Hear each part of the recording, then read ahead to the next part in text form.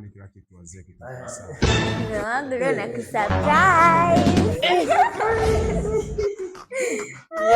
leo nakusurprise. Sasa bwana bwana sasa.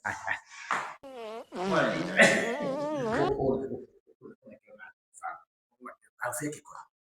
Hani ni mayai asubuhi. Ipo jadi hapa. Bwana usifanye hivyo. Nini? Usifanye hivyo. Usifika huko. Hiyo na jamba maji jana usiku. Sasa na jamba mayai asubuhi. Nyanyuka huko. Unakionaje? Unakisikiaje? Unakisikiaje? Umefurahia afike kwa. Hani ni mayai asubuhi. Ipo jadi hapa. Bwana usifanye hivyo. Nini? Usifanye hivyo.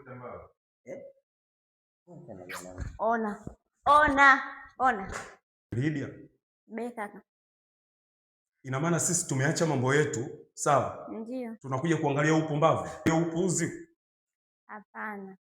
Sasa nisikilize. Huyu hafai kuwa bwana shemeji, huyu hafai kuwa mkwe, wala huyu hatufai kwenye ukoo wetu. Umeona? Umeshakataliwa. Mume wangu nishakwambia, sio kila muda wa matani. Si ndio mzee? Mambo gani haya? Mtu anajamba jamba. Mbona nisamehe kwa kuja kukuatia hivi. Unanifanyia hivyo mwanangu? Mama naomba unisamehe. Baba naomba unisamehe. Sikujua kama ningekuja kutia aibu hivi, naomba nisamehe. Nataka nisamehe. Sasa nisikilize. Au maujinga yako sisi kwetu hatukutani. Umeelewa?